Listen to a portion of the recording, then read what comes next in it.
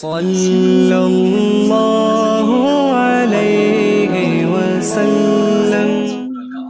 انسان زندگی میں جب جدوجہد کرتا ہے، کوشش کرتا ہے، وہ بہت سارے دنیاوی اسباب اختیار کرتا ہے۔ جتنی عقل اللہ نے دی ہوتی ہے اس عقل کا بھی وہ استعمال کرتا ہے، کوشش کرتا ہے کہ کچھ اچیو کر سکے زندگی میں، کچھ مقاصد کا حصول اسے میسر آئے۔ عزیز بھائیوں، ایک بات اپنے ذہن میں اچھی طرح بٹھا لیں اور لکھ لیں کہ زندگی میں جو کسی بندے کو کامیابی حاصل ہوتی ہے وہ رب تعالیٰ کی مدد سے حاصل ہوتی ہے۔ اگر رب تعالیٰ مددگار ہو تو پھر کوئی چیز بھی رستے میں رکاوٹ نہیں بنتی، اور اگر مالک کریم کو منظور نہ ہو تو انسان بہترین سیاستدان ہو، اچھا ایڈمنسٹریٹر ہو، اس کا ذہن بڑی وسعت رکھتا ہو، بڑی اچھی پلاننگ کرنا جانتا ہو، سارا کچھ ہو، تو بندہ ناکام ہو جاتا ہے۔ مسلمانوں کو جتنی کامیابیاں ملیں ان کا پس منظر صرف اتنا تھا کہ اللہ تبارک و تعالیٰ نے اپنے بندوں کی مدد فرمائی، اور اب تعالیٰ نے قرآن مجید میں اس حقیقت کا بیان کیا، فرمایا بل اللہ مولاکم، فرمایا بلکہ اللہ تمہارا مولا ہے، وَهُوَ خَيْرُ النَّاصِرِينَ، اور وہ بہترین مددگار ہے۔ وہ جو رب تمہارا مولا ہے وہ بہترین مددگار ہے، اور اگر وہ مدد کرے تمہاری، سورہ آل عمران میں آگے جا کے ارشاد فرمایا اگر اللہ مدد کرے تو پھر تم پر کوئی غالب نہیں آ سکتا، اور اگر وہ تمہاری مدد چھوڑ دے تو پھر کوئی تمہاری مدد کر سکتا، کوئی مدد نہیں کر سکتا۔ بدر کی جنگ بھی اور فتح مکہ بھی رمضان المبارک میں ہوا ہے۔ میں دونوں پر غور کر رہا تھا تو ایک نیا مضمون میرے ذہن میں آنے لگا۔ بدر کی جو جنگ ہے اس میں بھی ایک عجیب انقلاب آیا ہے کہ 313 نے 1000 سے مقابلہ کیا، اور جن 1000 سے مقابلہ کیا وہ اسلحے سے لیس تھے، اور یہ جو 313 ہیں ان کے پاس 6 زرہیں، 8 تلواریں، چند گھوڑے، لیکن اللہ نے کامیابی دی تو خود رب نے بیان کیا کس طرح دی، فرمایا وَلَقَدْ نَصَرَكُمُ اللَّهُ بِبَدْرٍ وَأَنْتُمْ أَذِلَّةٌ۔ وہ کامیابی اس طرح ملی ہے کہ رب نے تمہاری مدد کی تھی، تم تو کمزور تھے، اللہ نے بدر میں تمہاری مدد کی، تم جیت گئے۔ وَلَقَدْ نَصَرَكُمُ اللَّهُ بِبَدْرٍ وَأَنْتُمْ أَذِلَّةٌ، اللہ نے بدر میں تمہاری مدد کی، تم تو کمزور تھے۔ پھر فتح مکہ نصیب ہوئی تو اس میں بھی بہترین منصوبہ بندی نبی پاک علیہ السلام نے فرمائی، بہترین حکمت عملی حضور نے اپنائی، لیکن ہمیں جو اللہ رسول نے بات سمجھائی وہ کیا ہے؟ اذا جاء نصر اللہ والفتح، فرمایا جب اللہ کی مدد آئی اور فتح نصیب ہو گئی۔ یہ اللہ نے مدد فرمائی تمہاری، یہاں بھی فتح مکہ بھی اللہ کی مدد سے، جنگ بدر بھی اللہ کی مدد سے۔ وہ جو مدد ہے اللہ تعالیٰ کی، جب وہ ہم یہ کرتے ہیں کہ ہم اپنی ساری زندگی سیاست کی نظر کر دیں، ہماری سیاست صرف ملک میں نہیں ہوتی، ہماری سیاست خاندان میں بھی ہوتی ہے، ہم گھر کے اندر بھی سیاست کرتے ہیں، ہم کسی خاص طریقے سے لوگوں کو اپنے پیچھے چلانا چاہتے ہیں، ہم ایک خاص اسلوب اختیار کرتے ہیں کہ لوگ ہمارے پیچھے چلیں۔ اس کا نقصان ہمیں یہ ہوتا ہے کہ سیاست جو ہوتی ہے یہ شطرنج کے ہیر پھیر کی طرح ہوتی ہے، تو اس کے راز بڑی جلدی کھلنے لگ جاتے ہیں، پتہ چل جاتا ہے کہ بندہ مخلص نہیں تھا، سیاست کر رہا تھا، طریقے سلیقے سے اس نے جوڑ کے رکھا ہوا تھا۔ ہم ہر جگہ سیاست کے بل بوتے پر چیزوں کو لے کے چلنا چاہتے ہیں، سیاستیں ناکام ہو جاتی ہیں، سیانے لوگ فیل ہو جاتے ہیں، بچتا صرف وہی ہے جس کے پیچھے رب تعالیٰ کی مدد شامل حال ہوتی ہے۔ اپنی زندگی کے اندر ہم جو کچھ بھی کر رہے ہیں، جس شعبے سے بھی ہمارا تعلق ہے، آج ہم نے اس بات پہ غور کرنا ہے کہ پہلے تو یہ غور کر لیں کہ جو کام ہم کر رہے ہیں کیا وہ کام ایسا ہے کہ اس میں اللہ کی مدد ہمیں ملے گی؟ اگر آپ کوئی معاذ اللہ ناجائز کام کر رہے ہیں، فعل حرام کا ارتکاب کر رہے ہیں، تو اس میں تو مدد الہی آئے گی نہیں۔ پہلے تو یہ دیکھیں جو کر رہے ہیں وہ کام مدد الہی والا ہے، اور اگر اللہ تعالیٰ کی مدد والا وہ کام ہے پھر اس پر غور کریں کہ کیا ہم نے مالک سے مدد کا سوال کیا ہے، ہمیں مدد میسر آ رہی ہے۔ وہ میں نے بزرگوں سے ایک بات سنی تھی، وہ بڑی یاد رہ گئی۔ وہ فرمایا کرتے تھے قابلیت بھی بڑی چیز ہے لیکن قبولیت سب سے بڑی چیز ہے۔ قابل ہونا بھی بڑی بات ہے، لیکن زیادہ بڑی بات یہ ہے کہ اس کی بارگاہ میں قبول بھی ہے کہ نہیں. اپنی زندگی میں اللہ کی مدد کی طرف بڑھیں, مالک کی مدد کا حصول اختیار کرنے کی کوشش کریں, اللہ کے ساتھ اپنے آپ کو جوڑیں. اگر اللہ کی مدد نصیب ہو, یہ جو ہم جتنا ڈرتے رہتے ہیں, سہمے رہتے ہیں, پریشان رہتے ہیں کوئی کیا کر دے گا, ہمارے ہاں نا ہر شعبے میں معاذ اللہ ایک مافیا ہے, الا ماشاء اللہ. وہ مافیا کہتا ہے میرے ساتھ ملو گے تو میں چلنے دوں گا, ورنہ میں نہیں چلنے دوں گا. مارکیٹ میں آ ہی نہیں سکتا فلانا بندہ, چونکہ یہاں ہمارا قبضہ ہے. اور میرے بھائی پھر بہت سارے لوگ جن کی نیتیں اور ارادے بڑے اچھے ہوتے ہیں شروع میں, وہ بھی اس مافیا کا شکار ہو جاتے ہیں اور ان کے رنگ میں رنگ جاتے ہیں. یاد رکھنا, کسی شخص کی بلیک میلنگ کا کبھی شکار نہ ہونا, کبھی کسی کی میٹھی اور مسجع مکفہ باتوں کا شکار نہ ہونا. کوئی کیا کر سکتا ہے اگر اللہ مددگار ہو تو؟ جس کو رب کریم اٹھانا چاہے اسے کوئی گرا سکتا ہے؟ ہم یہ ڈرے ڈرے سہمے پریشان فیصلہ کرنے کی طاقت نہیں, مجھے چلنا چاہیے کہ نہیں, اٹھنا چاہیے کہ نہیں, کرنا چاہیے. اٹھ باندھ کمر کیوں ڈرتا ہے؟ پھر دیکھ خدا کیا کرتا ہے. حضرت عبداللہ ابن عباس فرماتے ہیں میرے نبی پاک علیہ السلام نے میری تربیت فرمائی, حضور نے میری تربیت فرمائی, اور محبوب پاک علیہ الصلوۃ والسلام نے فرمایا عبداللہ یاد رکھنا, یہ نوجوان دوست میری بات لکھ لیں, پریشان لوگ میری بات لکھ لیں, جن کے پاس قوت فیصلہ نہیں وہ اس بات کو لکھ لیں. حضرت عبداللہ ابن عباس فرماتے ہیں میرے نبی پاک علیہ السلام نے مجھ سے فرمایا تھا عبداللہ سن, اگر ساری دنیا مل کے تیرا کوئی نفع کرنا چاہے کر نہیں سکتی جب تک میرے رب کی رضا نہ ہو. اور فرمایا ساری دنیا مل کے تیرا کچھ بگاڑنا چاہے تو عبداللہ بگاڑ نہیں سکتی جب تک رب کریم کی حکمت کا تقاضا نہ ہو. لوگوں سے ڈرنا, لوگوں کی طرف دیکھنا, ماحول دیکھ کے اپنے راہ کا تعین کرنا, ہر بندے کے خیالات کے مطابق ڈھلنے کی کوشش کرنا, فلانا نہ ناراض ہو جائے, فلانا نہ ناراض ہو جائے, وہ جس نے ہونا ہو جائے, بس رب رسول ناراض نہ ہو. اپنی زندگی میں اپنے مالک کو مولا جان کے, بل اللہ مولاکم, اللہ تمہارا مولا ہے, وَهُوَ خَيْرُ النَّاصِرِينَ, وہ بہترین مددگار ہے. توجہ جب بھی کریں رب کی جانب کریں. اپنے دل کا قبلہ درست رکھیں, سوچوں کے زاویے سیدھے رکھیں. میرے بھائی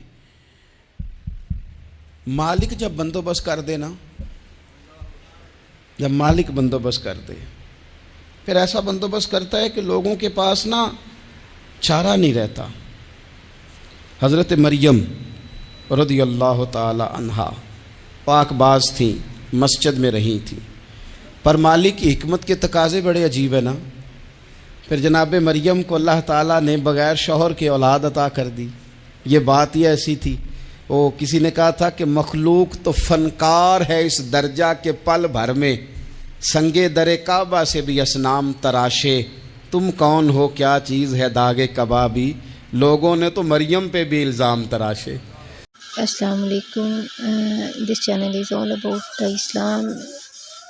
It is about the Islamic content and the speeches of P. Ajmal Raza Qadri. Please like, watch, share and subscribe my YouTube channel and comment, and you can see more motivational and informative videos from my channel. There's lot of shorts and I am trying to my best to upload. تو لوگوں نے کہا کدھر سے لے آئی بچہ, تیرا باپ تو ایسا نہیں تھا, کہاں سے لے آئی؟ اللہ کرے میں آپ کو سمجھا سکوں, ذرا اپنے آپ کو وہاں کھڑا کریں کہ ایک پاک باز عورت, پاک باپ کی بیٹی, طیب ماں کی بیٹی, اور اللہ کے گھر میں پرورش پانے والی خاتون, ایک وہ وقت اور ایک یہ وقت کہ اس عورت کو کٹہرے میں کھڑا کر کے پوچھا جا رہا ہے کہ معاذ اللہ تیری گود میں بچہ جائز نہیں ہے, کہاں سے لائی ہے؟ اب خود سے صفائیاں بندہ کتنی کو دے, کتنی کو وضاحتیں کرے. اور میں نے تو اپنی زندگی میں دیکھا ہے زیادہ وضاحت دینے والے کو بھی لوگ جھوٹا سمجھنے لگ جاتے ہیں. زیادہ وضاحت دینے پر بھی لوگ کمزوری کا اظہار سمجھتے ہیں کہ کمزور پڑ گیا. آپ صلح کی کوشش کرتے ہیں, سامنے والا بزدل سمجھ لیتا ہے. زیادہ وضاحتیں بھی کمزور کر دیتی ہیں. اب حضرت مریم کو کٹہرے میں کھڑا کر کے کہا بچہ کس کا ہے؟ تو پھر خدا بندوبست جب کرے، اللہ جب مددگار ہو، تو پھر حضرت مریم کی گواہی درختوں سے نہیں دلوائی، اس نے پتوں سے نہیں دلوائی، پھر فرشتے نہیں بھیجے۔ حضرت مریم کہنے لگی مجھ سے نہ پوچھو، وہ جو پنگوڑے میں ہے اسی سے پوچھ لو، ان سے پوچھو نا، وہ کون ہے پوچھ لو، ان سے کر لو سوال۔ انہوں نے کہا پنگوڑے میں چند دنوں کا بچہ یہ جواب دے گا؟ مددگار تھا رب،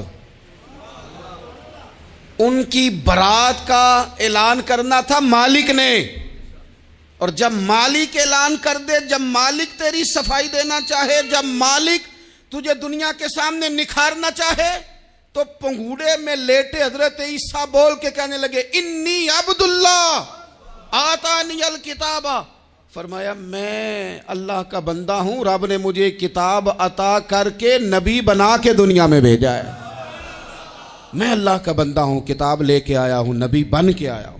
پھر پنگوڑے سے اعلان ہو گیا، پھر بچہ بول پڑا۔ اور یہ ایک دفعہ نہیں بات ہوئی، یہ بنی اسرائیل میں ایک جریج نام کے شخص بھی تھے جو نماز پڑھ رہے تھے، بعض نے لکھا ہے نفل نماز تھی، اماں نے پکارا تو آئے نہیں، تو ماں کے منہ سے نکل گیا تو اتنی دیر تک مرے گا نہیں جب تک کسی بے حیا عورت کا منہ نہ دیکھ لے۔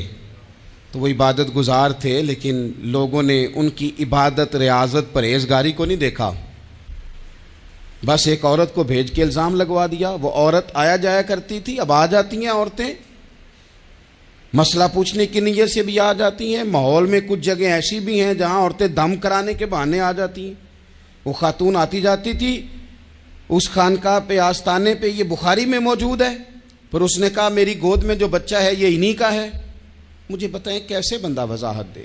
حالات خراب ہو گئے، لوگ کٹیا جلانے لگے، ماحول اور طرح کا بن گیا۔ میرے نبی پاک علیہ الصلوۃ والسلام فرماتے ہیں پھر اس رب کے بندے نے کہا مالک تو کریم ہے، تیری مشیت کا تقاضا آیا جو میری ماں نے جملے بولے تھے، پر اب میں وضاحت دینے کے قابل نہیں رہا، اب تو ہی کرم کرے گا تو دروازہ کھلے گا۔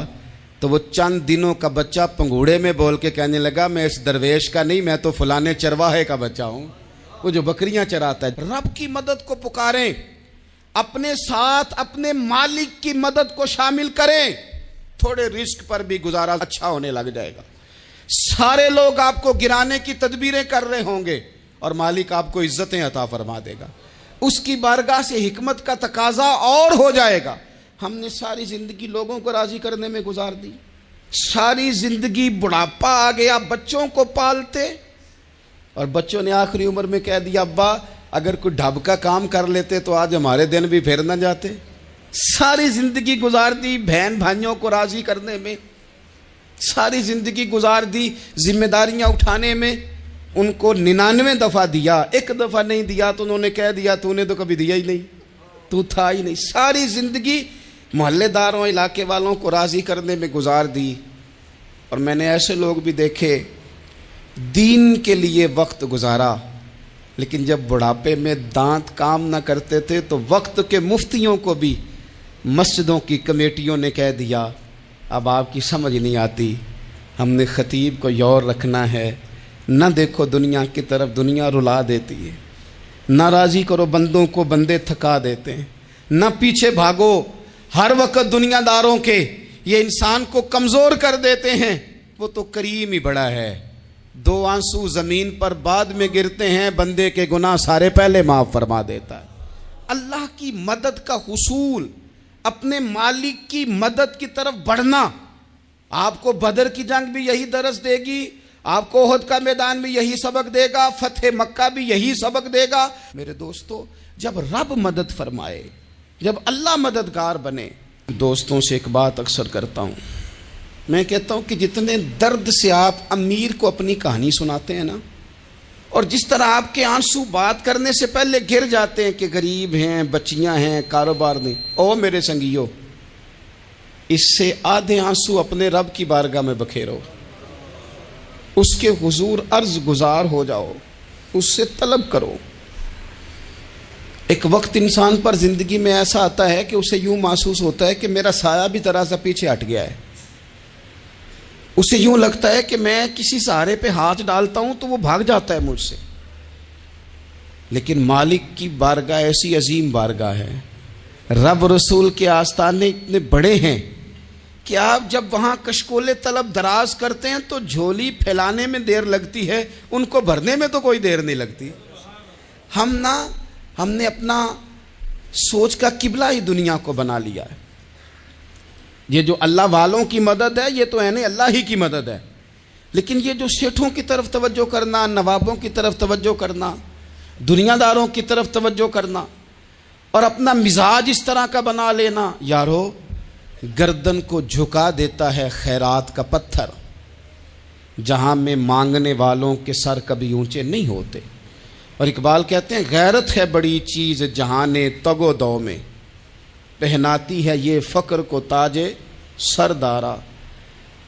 میں عرض کروں گا کہ اپنی آپ جب توجہ کا قبلہ اللہ رسول کو بنائیں گے تو رب فرماتے ہیں وَيَرْزُقْهُ مِنْ حَيْثُ لَا يَحْتَسِبُ، میں نہ تجھے وہاں سے رزق دوں گا جہاں سے کبھی تیرا گمان بھی نہیں کیا ہوگا، یہاں سے بھی مل سکتا ہے، تو نے سوچا بھی نہیں ہوگا۔ بخاری شریف میں حدیث ہے، حضرت جابر ابن عبداللہ فرماتے ہیں نبی پاک صلی اللہ علیہ وسلم نے 300 لوگوں کا ایک لشکر روانہ کیا کسی مہم کے لیے، کسی جہاد کے لیے۔ حضرت ابو عبیدہ بن جراح رضی اللہ تعالیٰ عنہ امیر لشکر تھے۔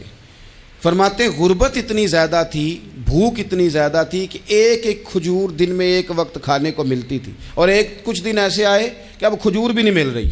فرماتے ہیں اتنی زیادہ بھوک لگی مجاہدین کو 300 بندہ پتے کھا کے گزارا ہونے لگ گیا۔ یہ بخاری میں موجود ہے۔ آپ فرماتے ہیں کہ دریا کے کنارے ہمارا پڑاؤ تھا، ٹھہراؤ تھا، جب بھوک سے نڈھال ہو گئے نا، وَيَرْزُقْهُ مِنْ حَيْثُ لَا يَحْتَسِبُ، اللہ وہاں سے روزی دیتا ہے، گمان بھی نہیں ہوتا۔ فرماتے ہیں ایک مچھلی اللہ تعالیٰ نے دریا کے کنارے بھیجی، فرماتے ہیں وہ تھی تو مچھلی پر پہاڑ جتنی تھی۔ بخاری میں لفظ ہیں، حضرت جابر ابن عبداللہ رضی اللہ تعالیٰ عنہ فرماتے ہیں 300 آدمی 18 دن تک اس مچھلی کو کھاتے رہے، مچھلی ختم ہی نہیں ہوئی۔ مچھلیاں نہیں، مچھلی کہتے ہیں 18 دن 300 بندہ کھاتا رہا، مچھلی ختم ہی نہیں ہوئی۔ اور فرماتے ہیں کہ اس کی ہڈی نکال کے، کانٹا کہیں گے آپ اپنی زبان میں، کہتے ہیں وہ نکال کے نا تو اس کو کھڑا کیا نا جب، تو اونٹ کجاوے سمیت اس کے بیچ سے گزر جاتا تھا، 2 اس کے کانٹے جوڑے۔ فرماتے ہیں وہ اس کا گوشت ہم کھاتے تھے اور اس کی چربی بطور تیل کے ہم جسموں پہ ملتے تھے، بیماروں کو اس سے سکون آتا تھا، تندرستی شفا ہوتی تھی۔ فرماتے ہیں ہم کھایا بھی ہم نے، اور کچھ لے کے ہم مدینے بھی گئے، اور قربان جائیں نبی پاک نے بھی اس میں سے کھایا۔ ہم نے عرض کی حضور یہ معمہ کیا ہے، یہ ماجرا کیا ہے؟ تو محبوب نے فرمایا تمہارے پاس غذا نہیں تھی، رب نے تمہارے لیے بندوبست کیا ہے، اللہ نے تمہیں دیا ہے۔ مکان شروع کر لیا، ایک صاحب نے وہ مکان بنانے لگے، آپ وہ حساب لگا رہے ہیں، کہتے ہیں میرے پاس اتنے پیسے ہیں، اتنے میں نے فلانے دوست سے کہنا ہے اس نے دے دینے، اتنے فلانے رشتہ دار سے کہنا ہے اس نے دے دینے، اتنے فلانے سے کہنا ہے اس نے دے دینے۔ یہ ساری کاپی بنا کے مکان شروع کر لیا۔ جو روز کہتا تھا نا کوئی حکم ہو جاتے 10، سب سے پہلے اس کو کہا میاں پیسے چاہیے دین، وہ کہندا ہو کل ہی منڈا ٹوریا ہے، کدے تو پرسوں 10 داتے لب جانے سن۔ میں آپ کو اپنے تجربے کی بات بتا رہا ہوں۔ جن لوگوں کا خیال ہوتا ہے نا کہ آپ سٹارٹ کریں فلانا کام، ہم آپ کے ساتھ ہیں، اللہ کا ہی کوئی نظام ہے، وہ بالکل بھی نہیں ساتھ ہوتے۔ لیکن ایسا نہیں ہے کہ کوئی ساتھ نہیں ہوتا، اللہ تعالیٰ بڑے اسباب پیدا کرتا ہے، وہاں سے دیتا ہے جہاں سے گمان بھی۔ ہمارا یہ ذہن بن جاتا ہے ہم ساری اپنے حساب سے چلتے ہیں، اتنے رشتہ داروں سے، اتنے، کون آپ کے ساتھ چلے گا؟ سوال ہی نہیں پیدا ہوتا۔ یہ سارے کام چھوڑ کے سب سے پہلے 2 رکعتیں پڑھو، اپنے رب کی بارگاہ میں، رسول کائنات کی بارگاہ میں گزارشات اور استغاثے پیش کرو، وہاں سے خیر طلب کرو۔ دنیا دار کیا دیں گے، کیا دے سکتے ہیں، کیا حیثیت ہوتی ہے کسی؟ اللہ کہتا ہے وہاں سے دوں گا۔ تو جو اللہ مال دے وہ لینا چاہیے کہ رشتہ داروں کا مال دیکھنا چاہیے؟ جو اللہ دے وہ لینا چاہیے کہ سیٹھوں نوابوں کی جیبیں دیکھنی چاہیے؟ جو اللہ دے وہ قبول کرنا چاہیے یا دیکھنا چاہیے کون سا آدمی کہاں پہنچ گیا؟ چھوڑو، اپنی مٹی پہ چلنے کا سلیقہ سیکھو۔ کسی کے سنگ مرمر پہ چلو گے تو پھسل جاؤ گے، پھسل جا۔ اس پر ایک اور بات عرض کر دوں صحیح بخاری سے، مسلم سے ایک اور بات، کچھ چیزیں ایسی ہیں جن سے اللہ کی مدد آتی ہے، مدد ملتی ہے. ایک چیز ان میں سے ایسی ہے جس سے بہت مدد نازل ہوتی، وہ ہے کہ جب رب آپ کو دے نا تو پھر آپ بھی اس کے رستے میں دیں، پھر مدد آتی ہے، پھر اور آتا ہے. بخاری مسلم میں حدیث ہے، یہ زیادہ ہی توجہ طلب امر ہے، اس پر آپ غور کریں گے. حضرت ابو ہریرہ فرماتے ہیں کہ نبی پاک علیہ السلام نے فرمایا ایک شخص نے بادلوں کے اندر سے آواز سنی کہ فلاں آدمی کا کھیت اور باغ خشک ہو گیا ہے، وہاں برسو اور اس کے کھیت کو سیراب کرو. وہ بڑا حیران ہوا کہ بادل سے آواز آ رہی. پھر اس نے دیکھا کہ ایک پہاڑی پر بارش ہوئی، وہ بادل وہاں برسا، پھر نالیوں سے ہوتا ہوا پانی ایک طرف چلا. تو جس نے آواز سنی تھی، حضور بیان کر رہے ہیں، وہ بھی پیچھے پیچھے چلا کہ پانی کدھر جا رہا ہے. اس نے جا کے دیکھا کہ ایک مقام پہ ایک باغ کو وہ پانی لگ رہا ہے اور ایک آدمی وہ پانی لگا رہا ہے. اس نے اس سے پوچھا تیرا نام کیا ہے؟ اس نے کہا کیوں؟ کہنے لگا بتا نا. اس نے نام بتایا تو کہنے لگا یہی تو وہ نام ہے جو میں نے بادلوں کے اندر سے سنا ہے کہ فلاں کے کھیت کو پانی دے دو. اس نے کہا یار تو کیا عمل کرتا ہے کہ اسپیشل تیرے لیے بارش برسے؟ یہ بخاری پڑھ رہا ہوں، سیاستہ سے حدیث عرض کر رہا ہوں. اس سے پوچھا تو کیا کام کرتا ہے کہ جناب اللہ تبارک و تعالیٰ کا حکم کرم آیا کہ خاص تیرے لیے پانی برسے اور تیرے کھیت کو سیراب کرے. تو اس نے کہا چھوٹا ذمہ دار ہوں، پر جب فصل اگتی ہے تو 3 حصے کرتا ہوں. ایک حصہ اپنے بال بچوں پہ، بہن بھائیوں پہ خرچ کرتا ہوں، ایک حصہ پورا، اور ایک حصہ دوبارہ کاشتکاری پہ لگاتا ہوں، اور تیسرا حصہ خالص میں نے مسکینوں، یتیموں اور غریبوں کے لیے رکھا ہوا ہے. وہ جو تیسرا حصہ، اللہ کرے آپ سمجھیں، وہ رب کے بندوں پہ تیسرا حصہ خرچ کرتا ہے نا، تو کریم مالک نے فرمایا جہاں سے غریب کا حصہ جاتا ہے وہ کھیت خشک نہیں رہنا چاہیے. وہ جہاں سے مسکین روٹی کھاتے ہیں وہ خشک نہ رہے. جہاں سے یتیموں کو کچھ آتا ہے کہیں اس کی فصل رہ نہ جائے. میں اور آپ بھی اگر اپنے مال میں مسکینوں، یتیموں، غریبوں کے حصے رکھ لیں گے تو فصلیں خشک نہیں رہیں گی. ان کے اندر تازگی آئے گی، نور آئے گا، کرم آئے گا، خاص کر خدا کی رحمت برسے گی. مدد اللہ سے چاہیں، اپنی توجہات کا مرکز رب رسول کی ذات کو بنائیں، پھر آپ محسوس کریں گے کہ بڑی جلدی اللہ تعالیٰ کی مدد آنے لگی ہے. کبھی آپ صرف کہہ دیں نا میرا رب میرے ساتھ ہے، اس لفظ میں اتنی طاقت ہے کہ دشمن ویسے زہر ہو جاتا ہے. زندگی میں کسی سے بھی لڑائی ہو تو اچھی طرح سوچ لیں کہ اللہ اس طرف ہے یا اس طرف ہے. اگر آپ زیادتی پہ ہیں تو پھر رب مظلوم کی جانب ہے. اگر اللہ کی مدد آپ کے ساتھ ہے تو دنیا کی کوئی طاقت آپ کو گرا نہیں سکتی. اور اگر آپ مظلوم کے مقابلے میں ظالم بن کے آپ کھڑے ہو گئے ہیں اور آپ نے رویہ وہ اختیار کیا ہے کہ جس میں مدد نہیں آئے گی، تو پھر یاد رکھ لیں کہ آپ کوئی بھی ہیں، کہاں بھی ہیں، آپ کمزور ہیں. طاقتور تھے ابتدائے اسلام میں، ظاہری طاقت تھی کفار مکہ کے پاس، وہ ڈنڈوں سے مارتے تھے غریبوں کو، ان کے ہاتھوں میں ڈنڈے تھے، پر خدائی طاقت ان مظلوموں کے ساتھ تھی. صاحب زرقانی نے لکھا ہے حضرت زنیرہ رضی اللہ تعالیٰ عنہ ایک لونڈی ہیں، غریب ہیں. ماڑے دا کی کام محمد، ناس جانا یا رونا، غریب سادی بی بی اور لونڈی کنیزہ، ایک مشرک کی کنیزہ تھی. انہوں نے کلمہ پڑھ لیا. وہ ڈنڈوں سے مارتا، دروں سے مارتا، تکلیف دیتا. حضرت زنیرہ رضی اللہ تعالیٰ عنہ کو اتنا مارا، اتنا مارا. اب آپ ایک اور پہلو پر بھی غور کریں، مار بھی پڑ رہی ہے پر خدا ادھر ہی ہے، اللہ کی مدد ادھر ہی ہے. رب کہتا ہے کہ پہلے تو صبر کرنا، ان اللہ مع الصابرین، تو صبر کرے گا تو پھر رب کی معیت ملے گی. ذرا ٹھہرنا، تو تھوڑا ڈٹنا. ان الذین قالوا ربنا اللہ ثم استقاموا تتنزل علیہم الملائکہ. تو کہے اللہ میرا رب ہے، پھر تو پہلے ڈٹ، پہلے تو نے ڈٹنا ہے. ثم استقاموا، جو ڈٹ گیا، تتنزل علیہم الملائکہ، ڈٹنے والے کے لیے مدد آتی. پہلے تھوڑا ٹھہرنا پڑتا ہے، پہلے تھوڑا صبر کرنا پڑتا ہے، حوصلہ کرنا پڑتا، اس کے بعد مدد آتی. مار پڑ رہی ہے، مارا جا رہا ہے. حضرت زنیرہ کو ان کا مالک جو ہے ظاہری آقا وہ مار رہا ہے. یہ کنیزہ ہے، اتنا مارا اتنا مارا ان کی بینائی چلی گئی، نظر آنا بند ہو گیا۔ ابو جہل آیا اور کہنے لگا زنیرہ دیکھا نا ہمارے بت تیری آنکھیں لے گئے، معاذ اللہ، لات و منات ہمارے بتوں نے تجھے اندھا کر دیا۔ اب ایسا نہیں ہے کہ بی بی روتی جا رہی ہے، مایوسی مایوسی، معاذ اللہ، پریشانی، غریبی بڑی ہے، پوچھنے والا کوئی نہیں، یہ باتیں نہیں۔ کیا جملے ہیں خاتون کے، کیا لفظ ہیں۔ ابو جہل نے تنزیہ کہا، معاذ اللہ، کہنے لگا دیکھا نا ہمارے بتوں نے تجھے اندھا کر دیا۔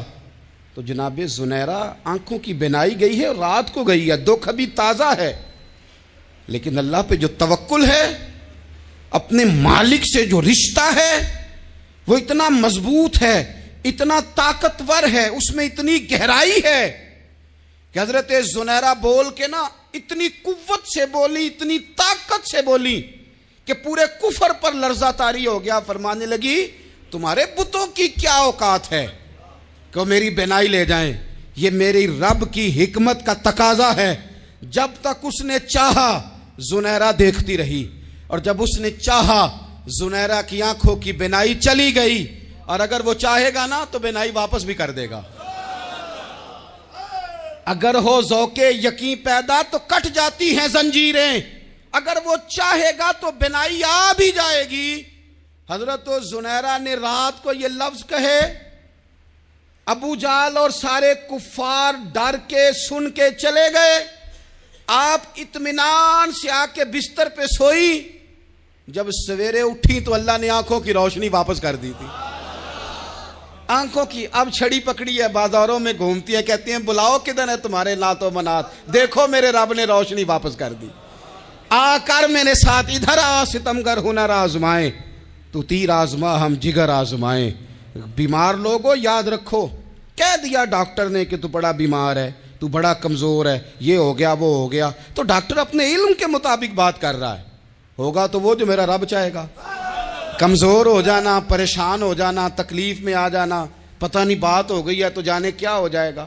اپنی زندگی کے اندر اپنے رب سے رشتہ مضبوط کریں، رسول کائنات سے رشتہ مضبوط کریں، اللہ والوں سے رشتہ مضبوط کریں۔ حضرت زنیرہ نے پیغام دیا کہ زندگی میں جو جینا چاہتے ہیں تو وہ رب کا نام لے کے جی سکتے ہیں، جو اپنی زندگی میں خوشیاں دیکھنا چاہتے ہیں تو رسول اللہ کے نام پر خوشیاں دیکھی جا سکتی ہیں۔ توکل کی بنیاد پر بندہ خوشیاں لے سکتا ہے، اور اگر انسان میں توکل نہیں ہے تو پھر وہ اس کالے جادو سے بھی ڈر رہا ہے، وہ نیلے سے بھی ڈر رہا ہے، وہ پیلے سے بھی ڈر رہا ہے، وہ فلانے سے بھی ڈر رہا ہے، وہ میرے خلاف فلانا رشتہ دار سازش کر رہا ہے تو ڈر رہا ہے، فلانا میرے بارے میں یہ کر رہا ہے تو ڈر رہا ہے، وہ پتہ نہیں دنیا ادھر ہو جائے گی تو کیا ہو جائے گا، اٹھ باندھ کمر کیوں ڈرتا ہے، پھر دیکھ خدا کیا کرتا ہے۔ تو اس ساری گفتگو کا نچوڑ آپ کو یہ عرض کیا ہے، سب سے پہلے تو یہ کہ میدانوں میں مدد بھی اللہ کی، رزق میں مدد بھی اللہ کی، فصلیں خشک ہوں تو مدد پھر بھی اللہ کرے، تو پھر ساری مدد، اور اگر انسان بیمار ہو تو پھر بھی مدد اللہ کی۔ تو اپنے اللہ کی جانب توجہ کو بڑھائیں، آپ اللہ سے مدد کے سوالی بنیں۔ ترمذی کی ایک حدیث ہے، میں آپ کو زندگی کا تجربہ بتاتا ہوں کہ جب میں بڑا پریشان ہوتا ہوں تو یہ والی روایت کھول لیتا ہوں، مزہ دیتی ہے۔ میرے نبی پاک علیہ السلام نے فرمایا اپنے دکھ سیٹھوں نوابوں کو نہ کہنا، مالداروں کا نہ کہنا، ورنہ اللہ تمہیں کبھی غنی نہیں کرے گا۔ فرمایا اپنے دکھ اپنے رب کی بارگاہ میں عرض کرنا، جلدی کرے یا دیر سے کرے اللہ تمہیں لوگوں سے بے نیاز کر دے گا۔